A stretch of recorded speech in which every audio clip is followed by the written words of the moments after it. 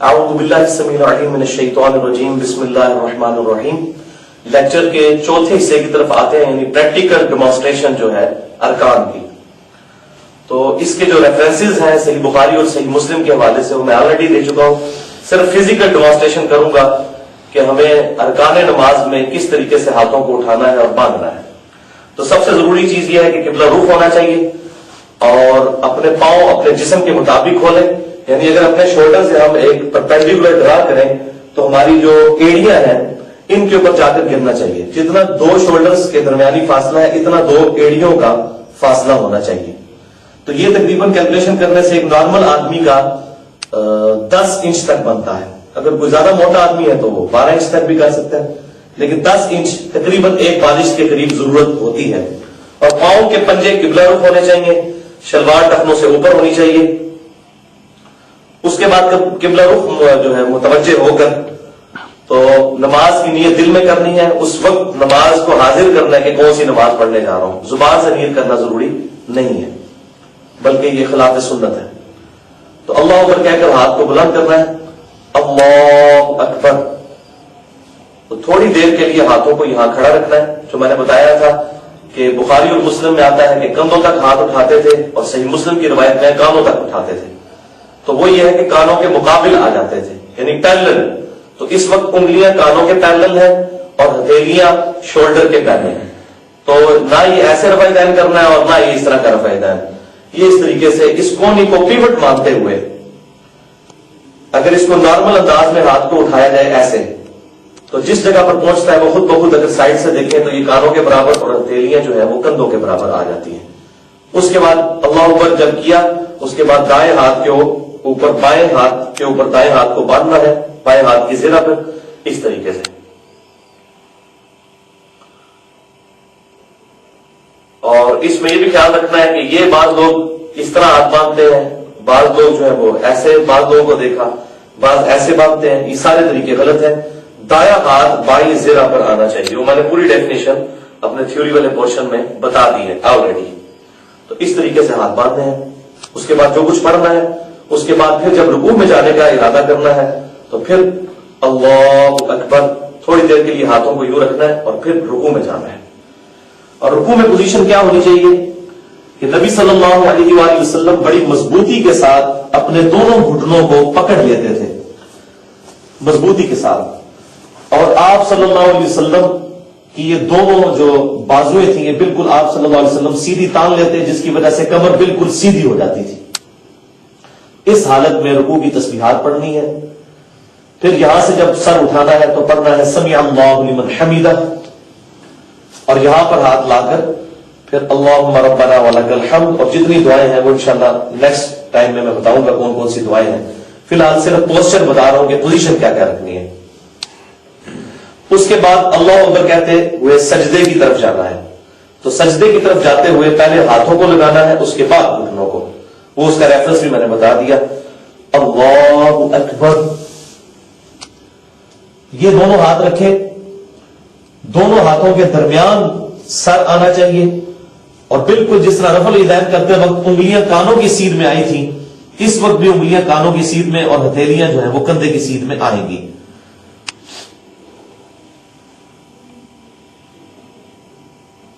اور پیچھے سے پھر دونوں جو ایڑیاں ہیں ان کو جوڑ لینا ہے اور پاؤں کے پنجے قبلہ رخ ہونے چاہیے.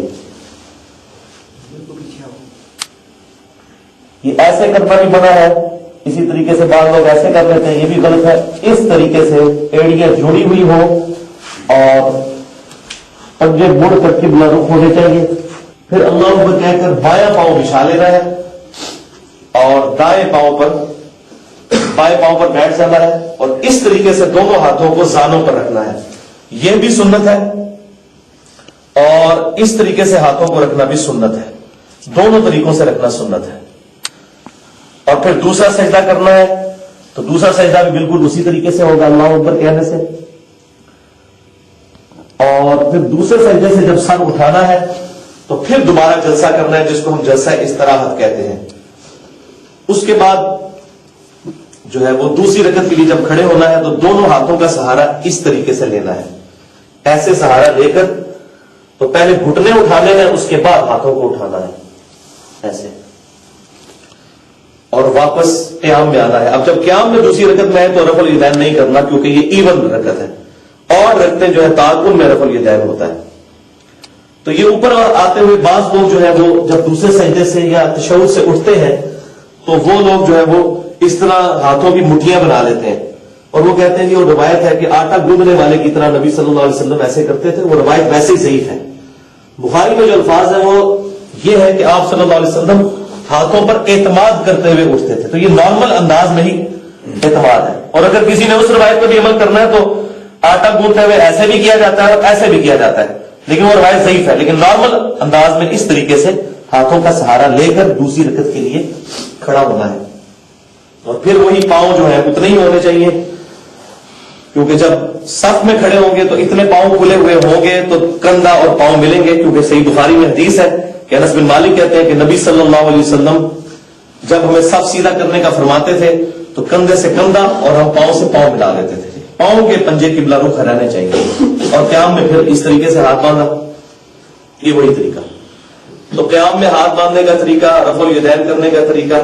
اب ایک اور چیز جو ضروری ہے وہ تشہد میں، پہلے تشہد میں بیٹھنا ہے اسی طریقے سے جس طرح دو سجدوں کے درمیان بیٹھتے ہیں ایسے، اور بیٹھتے ہی دائیں ہاتھ کی درمیان کی انگلی اور انگوٹھے کا ہلکا بنا لینا ہے، اور یہ شہادت کی انگلی جو ہے اس کو یوں اٹھا لینا ہے، ہلکی سی زمین کی طرف جھکی ہوئی ہو۔ ایسے رکھنا بھی سنت ہے اور ایسے رکھنا بھی سنت ہے، یہ دونوں طریقے سنت سے ثابت ہے۔ اور چونکہ درمیان والا تشہد میں اگر دعا نہیں مانگ سکتے ہیں ویسے وہ بھی ثابت ہے، تو اس کو صرف اشارے تک ہی لے کر آنا ہے۔ پھر اللہ اکبر کہہ کے جب تیسری رکعت کے لیے کھڑے ہوں گے تو پھر تیسری رکعت چونکہ 8 رکعت ہے یہ رفع الیدین سے شروع ہوگی، پھر رفع الیدین کریں گے۔ یہ ذرا سائڈ سے بھی اس کو دیکھیں، سائڈ سے دکھائیے کہ ہاتھوں کی انگلیاں جو ہیں وہ کانوں کے برابر ہیں اور شولڈر کے برابر ہتھیلیاں آ گئی۔ تو اگر کوئی کہتا ہے کانوں تک پہنچنا چاہیے تو پھر ہاتھوں کو پھر شولڈر تک تو پہنچایا نہیں جا سکتا، یہ ہے مخازی میں آ جاتے تھے، پیرلل آ جاتے تھے اس طریقے سے، اور انگلیاں نارمل کھلی ہوئی ہوں گی، نہ زیادہ نہ کم، جو عام حالت ہے اس کی، اور یہ ساری چیزیں قبلہ رخ ہونی چاہیے۔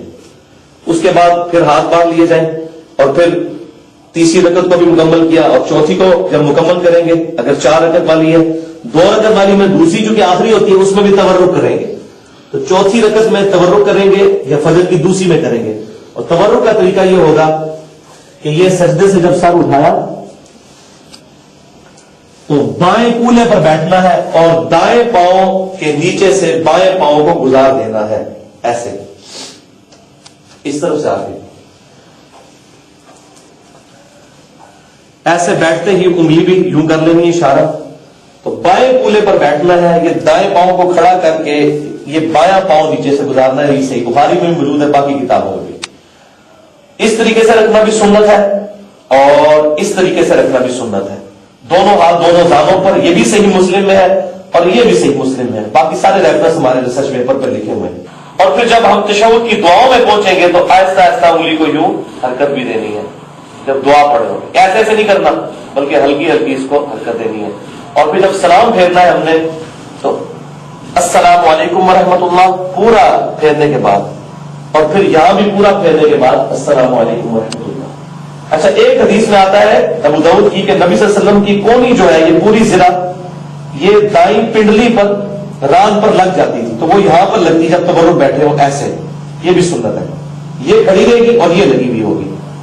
اور اگر دوسری رکعت میں بیٹھیں گے تو سنن نسائی میں حدیث ہے کہ دونوں کونیاں جو ہے وہ رانوں کے ساتھ لگتی تھی، وہ درمیان والے تشہد میں لگتی ہے ایسے، یہ دیکھیں یہ بھی سنت ہے۔ اگر زانوں پہ رکھیں گے تو ایسے رکھنا بھی سنت ہے اور یہ بھی سنت ہے، لیکن جب تورک بیٹھیں گے تو صرف دائیں لگتی ہے، یہ لہذا یہ بھی سنت طریقہ ہے، یہ بھی میں نے اس میں الحمدللہ ایڈریس کر دیا۔ اور یہ پاؤں کی پوزیشن ایسی ہونی چاہیے۔ تو یہ نماز کے سارے پوسچر جو ہے وہ مکمل ہو گئے، اور اب فزیکلی نماز پڑھنے کا طریقہ جو ہے وہ میں انشاءاللہ بیان کروں گا۔ اس کے بعد پھر नमाज में जब जमात के साथ खड़े होते हैं तो उसका क्या तरीकेकार है, उसको भी एड्रेस करूंगा इंशाल्लाह। हाँ जी, अब मैं इंशाल्लाह ताला प्रैक्टिकली नमाज पढ़कर बताऊंगा कि उसमें पढ़ना क्या होता है। पोस्टर्स पहले ही एड्रेस कर दिए, अब अल्लाह का नाम लेकर नमाज शुरू करते हैं। तो किस तरीके से नमाज की पहले मैं बताऊंगा एटलीस्ट दर्जा नमाज का क्या होना चाहिए, इससे कम पे तो नमाज होगी नहीं। ये कितनी 3-3 तस्बीहात और ये इस तरह की चीजें, इस पोजीशन में खड़े होना है। तो जितनी देर के लिए मैं रफल ध्यान करूंगा इतना आपने करना है सुकून के साथ। अल्लाहु अकबर, सुब्हानक अल्लाहुम्मा व बिहम्दिका व तबारक अस्मुका व तआला जद्दुका व ला इलाहा गैरुक। अऊज़ु बिल्लाहि मिनश शैतानिर रजीम। बिस्मिल्लाहिर रहमानिर रहीम। अल्हम्दुलिल्लाहि रब्बिल आलमीन अर्रहमानिर रहीम मालिकि यौमिद्दीन इय्याका नअबुदु व इय्याका नस्तईन इहदिनस सिरातल मुस्तकीम सिरातल लज़ीना अनअमता अलैहिम गैरिल मग़दूबि अलैहिम वलद्दाल्लीन आमीन। बिस्मिल्लाहिर रहमानिर रहीम। क़ुल या अय्युहल काफ़िरून ला अअबुदु मा तअबुदून वला अंतुम आबिदून मा अअबुद वला अना आबिदुम मा अबदतुम वला अंतुम आबिदून मा अअबुद लकुम दीनुकुम वलिय दीन। अल्लाहु अकबर। सुब्हान रब्बियल अज़ीम सुब्हान रब्बियल अज़ीम सुब्हान रब्बियल अज़ीम। समिअ अल्लाहु लिमन हमिदह। अल्लाहुम्मा रब्बना वलकल हम्द। अल्लाहु अकबर। सुब्हान रब्बियल आला सुब्हान रब्बियल आला सुब्हान रब्बियल आला। अल्लाहु अकबर। Rabbi ग़फिरली rabbi ग़फिरली। अल्लाहु अकबर। सुब्हान रब्बियल आला सुब्हान रब्बियल आला सुब्हान रब्बियल आला। अल्लाहु अकबर।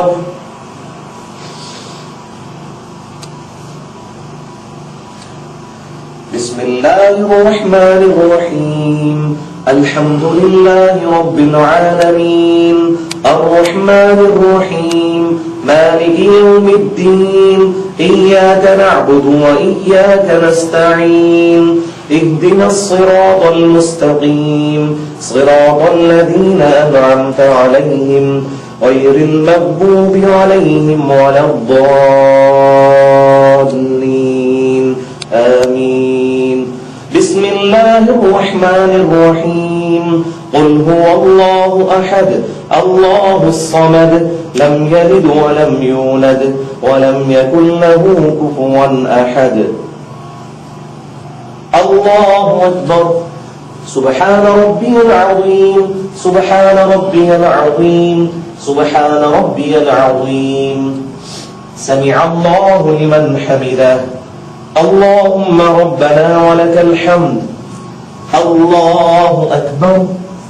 सुब्हान रब्बियल आला सुब्हान रब्बियल आला सुब्हान रब्बियल आला। अल्लाहु अकबर। Rabbi ग़फिरली rabbi ग़फिरली। अल्लाहु अकबर।